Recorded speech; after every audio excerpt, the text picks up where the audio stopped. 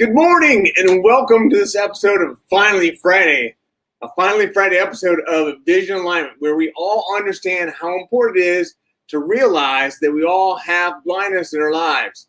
If we can understand our blindness and we can understand our blind spots, and we can sometimes put those blinders on and focus on our vision, then we'll realize how important it is for us all to have our core beliefs, our core values aligned with that vision.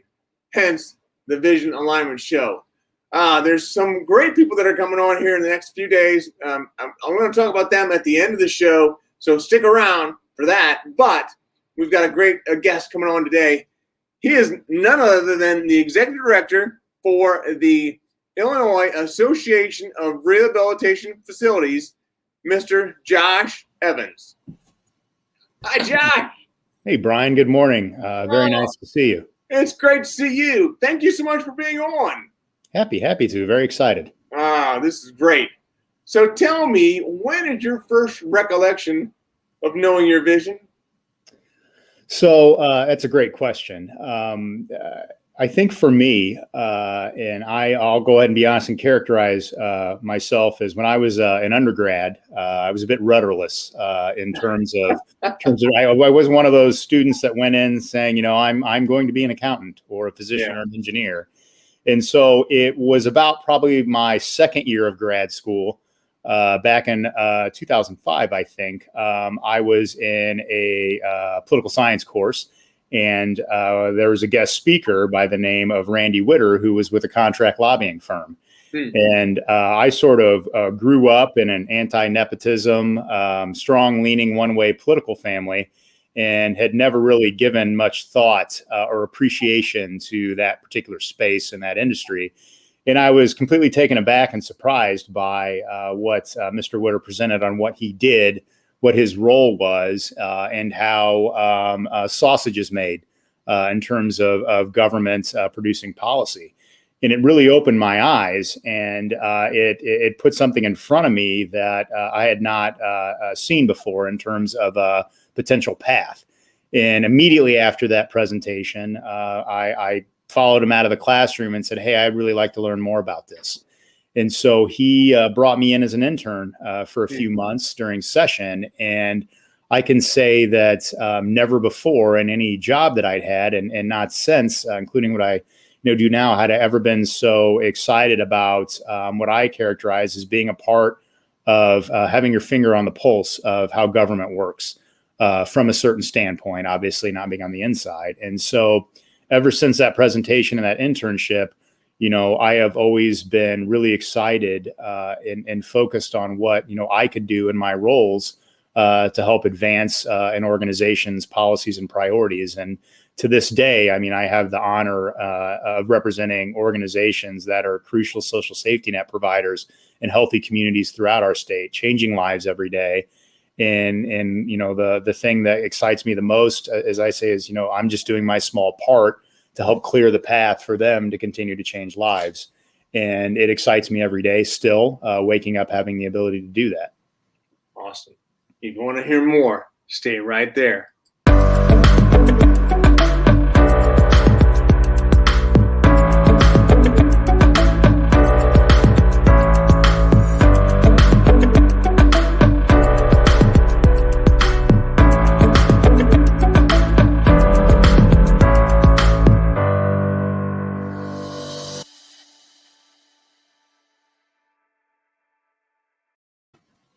Wow, what a great story, Josh. But before we go into that a little bit more, I want to encourage our listeners to please share this video out with as many people as you can think of. Put it on your timelines and just share it as you can. So this is a lot. We want to continue to spread the word and make this community larger. So thank you for that.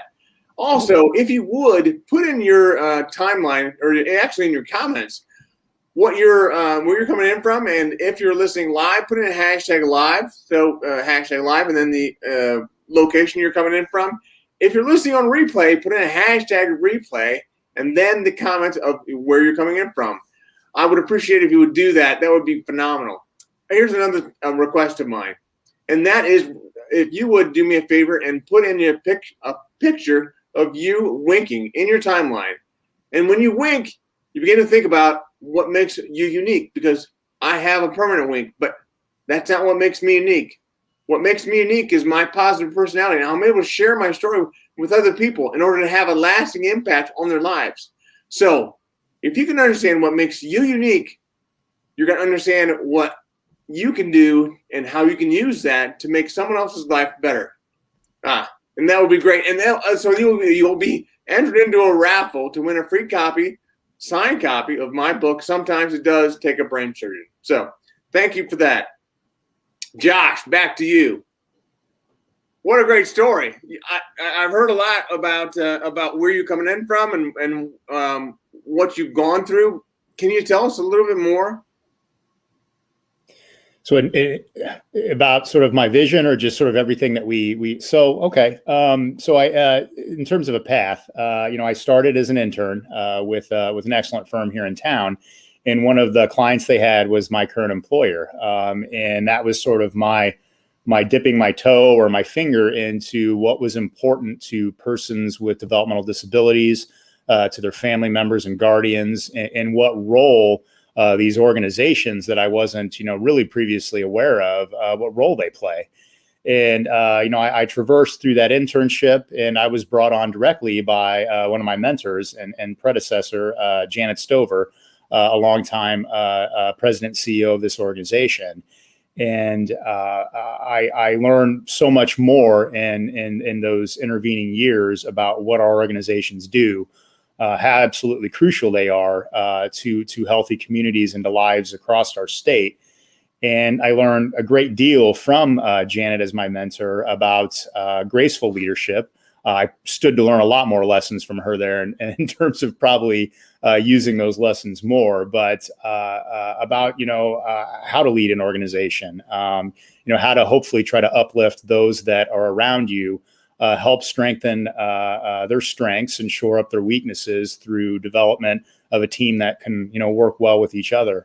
Was one of the other things that I think was crucial is actually being able to go out and visit organizations to see how they work on the ground, to develop relationships from not just the CEOs, but the paraprofessionals that work there. And just to see there, this is what these organizations do to try to help an individual with a developmental disability realize their dream, get a job.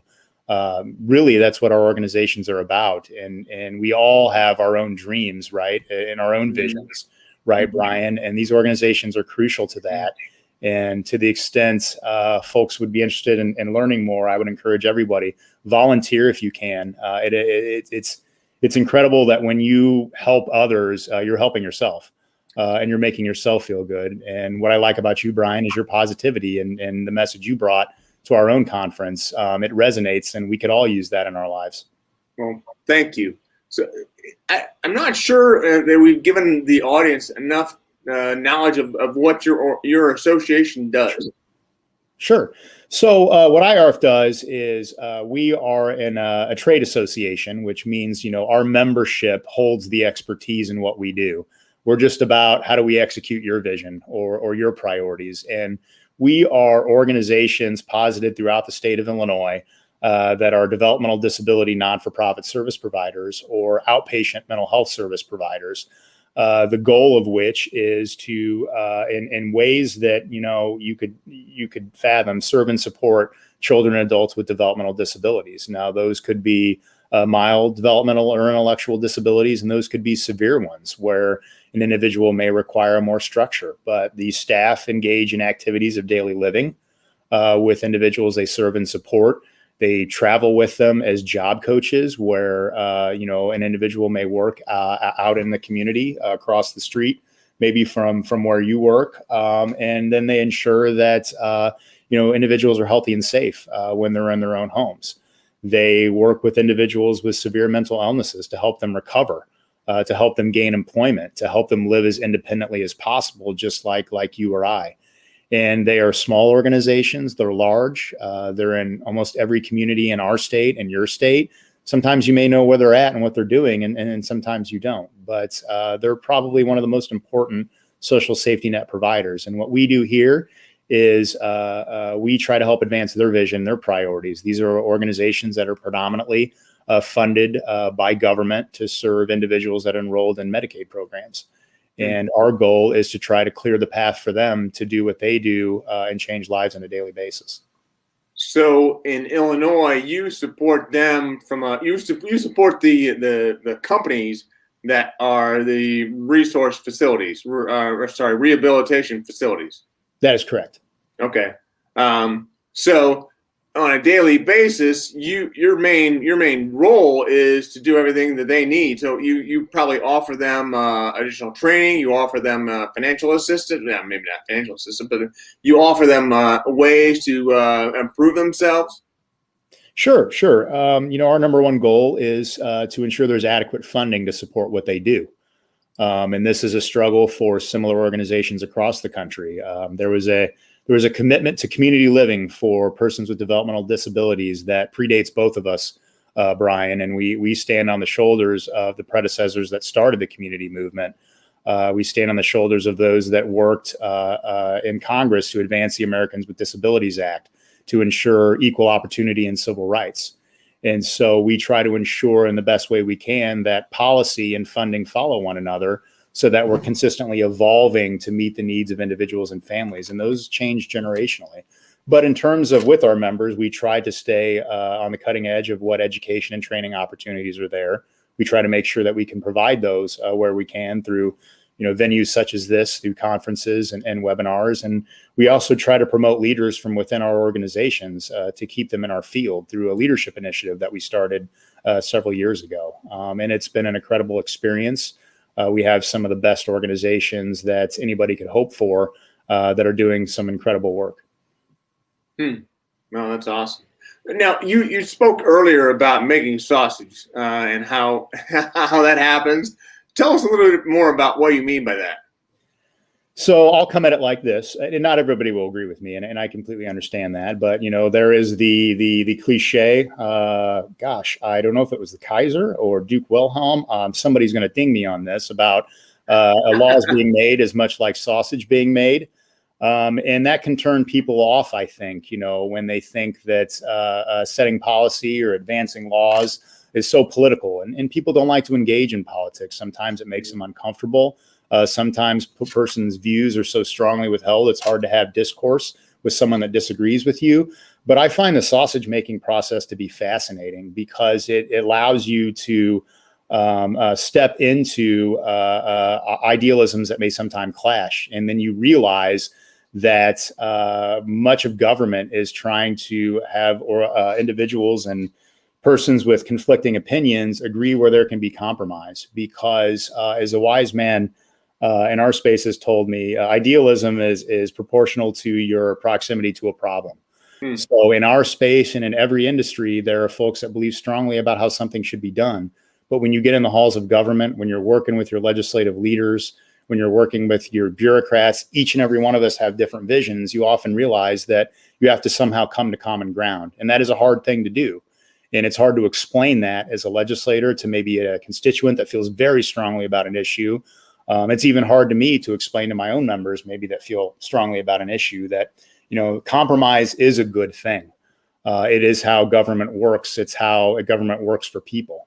And so I find the sausage making process fascinating because it involves so many people with different viewpoints, ideally working towards what can we do best for citizens, for constituents. And I find that process fascinating, and I like to engage in it, but others don't. But it can be good, I think. You can get into this sausage making and learn why people arrive at compromise and why it's important. And I encourage anybody to try to give it a try. Yeah. So we're going to now acknowledge a few people here that are online with us. There's Eric Bam, who always has something crazy to say. So Eric Bam is wearing bedazzled pants. I'm not sure what that means. I think I know. And then there's Ted Legal. Ted is coming on with he loves it. You're a great guest, and he appreciates you, and he's coming in live. And then also, true point about what you're making there. So about making the sausage. So I think it's important for us all to realize, and if we're not, deep into the sausage making, that's fine. but at least to have a general idea is helpful. So let me ask you then, what are you up to this time of year? So this time of year, our General Assembly, our legislative branch of government, is a part-time legislature, although anybody that doesn't knows it's a full-time gig, because you're representing constituents at all times of year, not just 6 months out of the year. But they meet typically from January through May, and this is the time where they pass laws that impact constituents, and they also pass a budget. We are a state where we're required to pass a budget once a year, and that's typically done by the end of May. And so in this rather strange environment that has impacted us all in this pandemic era, our legislative body's figuring out how to do this both virtually and face-to-face to try to keep themselves and others safe, staff safe, their families safe. And so right now they're in that sausage-making process where they're all trying to advance initiatives that were brought to them or they're important to them through the process.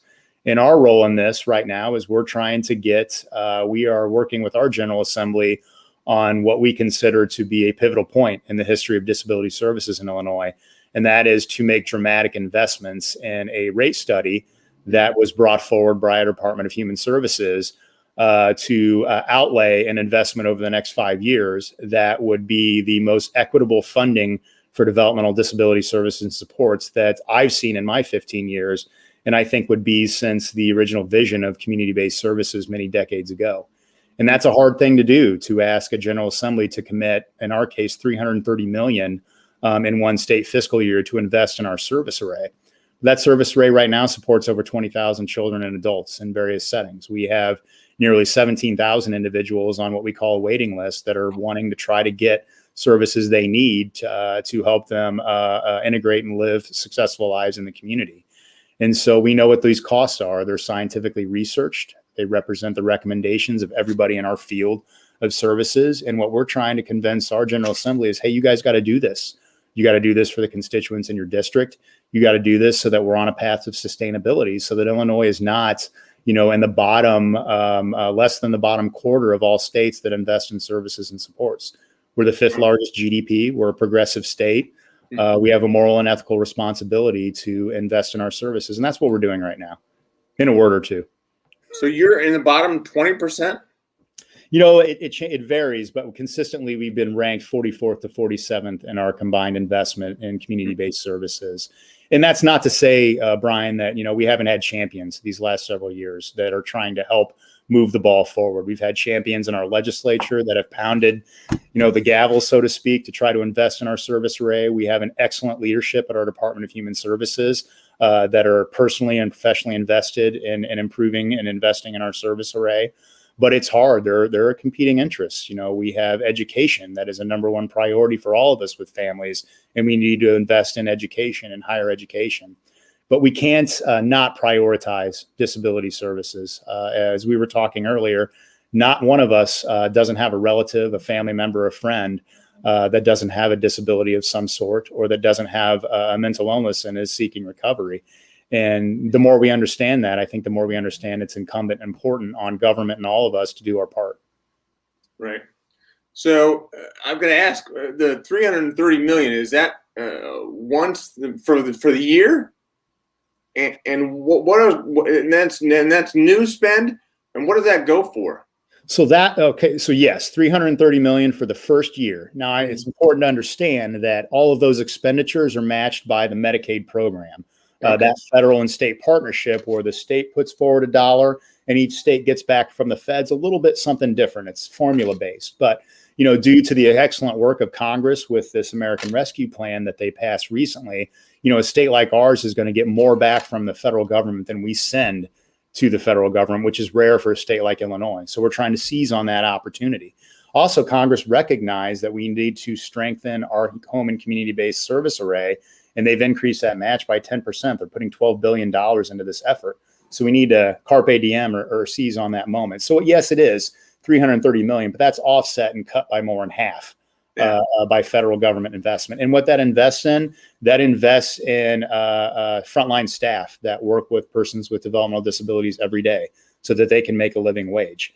It invests in the infrastructure that is needed to try to ensure people with developmental disabilities can get gainful employment. And those frontline staff, are you specifically talking about direct support professionals? Direct support professionals, qualified intellectual disability professionals, nurses, you name it.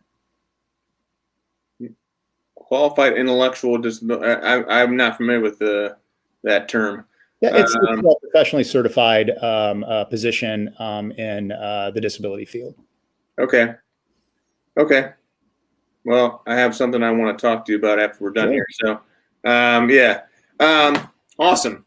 Wow. Yes, I know the direct support professionals in lots of instances have been able to get, and no fault of yours, I'm sure, have been able to get a better paying job at a fast food restaurant than what they're currently making. So that's gotta be tough to overcome. How do you do that? I'm glad you brought that up, and that is a struggle that we all face. Quality is at the point of interaction, as Joe Macbeth with NADSP says, and I believe that as well. And what does he say? Quality exists at the point of interaction. Oh. I may have screwed that up, and if he sees this, I apologize, Joe. It's something to that effect. But it's been hard, as our economy is seeking to aggressively recover in this pandemic. We are competing with Amazon's, with Google, with fast food, and I those are exceptional positions that do pay well above minimum wage. And the unfortunate circumstance of how we invest here in Illinois is we're limited as providers in our ability to beat those wages. And so this rate study will give us the investment we need to do that.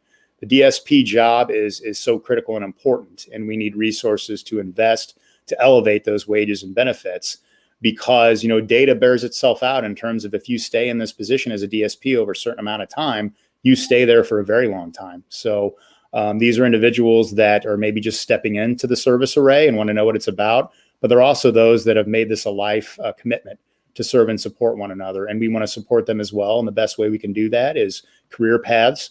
It's a fair living wage and benefits, and this rate study will help us do that. Yeah. And that goes back to the whole vision alignment thing, where it's so important to understand your core beliefs and core values need to be in alignment with your vision. So if your vision is to work with the intellectual and developmentally disabled, then yes, you need to make it easier. You are already making it easier for them to be able to do that. That's our goal. Well said. Yeah. Wow. Well, that's awesome. So you've got a lot going on. How do you do what you do and stay focused? How do you stay clear? How do you maintain that clarity? Wow. Helps to have software, right, to keep your task list going, because everybody's got their own amount of spinning plates. But for me, it's I get some exercise. I'm not a good runner, but I keep my clarity by, getting some exercise, stepping away from the day-to-day work to look at something from different angles. I think helps. Long runs are the best way to keep me focused, but it's not hard in this space to stay focused on the end game and the goal and the true north, Brian, because you just remember what our members do and that they're changing lives. And all it takes is one positive story, and you're an individual getting a job, staying on the job, moving into their own home. From maybe living with a live-in caregiver. It's got to be huge. Meeting somebody. That's all it takes. And you're like, I am making a difference in my own way. And every opportunity we have to interact with our members to see what they're doing, it fills the proverbial cup. And having a great team. We have a great team here, Brian, of coworkers that we're meeting virtually, unfortunately, but it is what it is. And they each have their own motivations. And when you can work well as a team and know that you're a part of something greater than yourself. Yeah. What's that Kim Larson say here? Thank you both for advocating for people with disabilities and the DSPs and in general the field of IDD. Yeah. So Kim Larson Phillips is she is associated with in Ohio with one of those groups, and I can't remember the name of the group that she's with right now, but she's doing great work as well. So. Great organizations in Ohio. Great organizations. Yeah. So I was actually honored to be there at they had a what is it called? It was a runway, and there was a name for it. I had it, but I lost it. Oh, and there's this. Sifrin is the organization she's with. Tell us the runway that you had as well, Kim, if you don't mind. But then there's Ted as well. One law that needs, and Ted is from Illinois, by the way. Okay, hello, Ted. So make it possible to physically disabled people to work the hours they can while not losing their jobs for being sick, and increasing the amount of a disabled person can make while keeping their disability payment. So they can. I agree with Ted there. Ted. That's a federal issue that, one hope springs eternal with this administration, in my opinion, in this Congress. But I agree with them, ways that you can look at some of those important, and Social Security is absolutely crucial. Disability payments are absolutely crucial to millions of Americans with physical disabilities, intellectual without. And, we always have to fine tune some of those structural programs to reflect, where we're at as a society. And that is one area that I think there is some growth and need that can be done. One of the things we're excited about here in Illinois that kind of speaks to this, Ted, I'll try to be brief, Brian, is that we want to make sure that if you live in a group home and you're working, that you can keep 100% of your income to do what you want to do with what you make, like the rest of us, right? We had a model here in Illinois where after only $55 that someone earns in income, the rest of it has to go to offset their cost of care. It's important to us. It's important to our ARC of Illinois that we change that so that someone can keep all their income. It's important to our Department of Human Services, and they're really leading on that too. And so we hope we can get that done. It's not as comprehensive as what Ted's talking about, but we're trying to do our part. You mentioned the ARC in Illinois. What's that? The ARC of Illinois. Every state's got an ARC of Illinois. I think they represent the voice of persons with developmental disabilities, guardians, family members. We have an incredible ARC of Illinois here, led by an incredible executive director that has come up in doing advocacy, and we try to work in partnership and hand in hand with them on the True North to remember this is about the people that are being served and how we can do our best to improve the lives of those that are being served. Okay. Well, it sounds like we need to have the ARC of Illinois on this podcast. You should. So maybe you can help me with that. Happy to. Anything I can do. Awesome. That's cool. So Kim Larson Phillips went on Self-Determination Runway. Phenomenal day of having different people come out and talk about what they're working on and how proud they are to be doing what they're doing. So it was that's one of those instances when you hear a story such as that, the Self-Determination Runway. That's another way to fill the cup. It's all it takes. Yeah. Wow. We are getting close to the end of our time, and it's gone by so quickly. So this has been phenomenal. But I want to ask you a few other questions. Like, oh my gosh. So one of the things you do to recharge is you run, right? Are there other things you do to recharge? Spending time with family. For much of the early part of my career, before I was married, and then while I was married, I was laser beam work, early mornings, late hours. And, people tell you intellectually to have work-life balance. And I understood that from that perspective, but I didn't feel that until I really, I have 3 boys, 8, 7, and soon to be 4. Wow. And anybody that has boys at that age, that's awesome. There is a lot to be said about that energy, but spending time with my kids and my family and my wife is another big way, because I don't think there's anything that can give you hope in the world more than seeing how your children go about their day, how they live their lives and the love that they show in their way. And so that's another thing that I think really helps, keep me focused on True North and know that I can always, if there's having a tough day, you go back and you learn about what your kids did and how they're doing. And, it's another thing that reminds you you're part of a greater whole. Yeah. Yeah. So what are the boys into these days? Oh my goodness, boy! There might be some shame in this when I say this, but they're into things like Fortnite on the Nintendo Switch. They probably do too much of that. But Yeah. the 7-year-old is really excited, and my 3-year-old really excited about soccer. My 8-year-old is on a swim team. He just had his first meet, socially distanced, all respective of the requirements there just last week. He was very excited, did a very good job there, and they're both in some progressive Kenpo. So. While they complain every time I take them, they always have a good time when they go. So Progressive Kempo? yes. What is that? I wish I knew specifically. It's some form of martial arts, I believe. Oh, okay. Really fun to watch them do that. They have their combined yellow and white belt right now, so they're in the process of moving up the ranks and being squirrely all the time. Nice, that's awesome. Very cool. So we're already a little over our time, but I want to ask this one last question, and I'm going to let you go because I know you've got a busy day ahead of you. Who helps you to see your blind spots? My teammates, although I don't know if they realize it, but I am reminded when I work with them of assumptions I need to correct, of my own weaknesses that I need to shore up. My family too. When I'm spending too much time, maybe at home on the computer when I should be paying attention more. Certainly my colleagues, my members that I worked for, remind me that you have to be nimble, that you have to recognize that there are maybe some weaknesses that, you need to shore up. I'll be honest with you, I can be abrasive unintentionally. My sense of humor is engineered that way.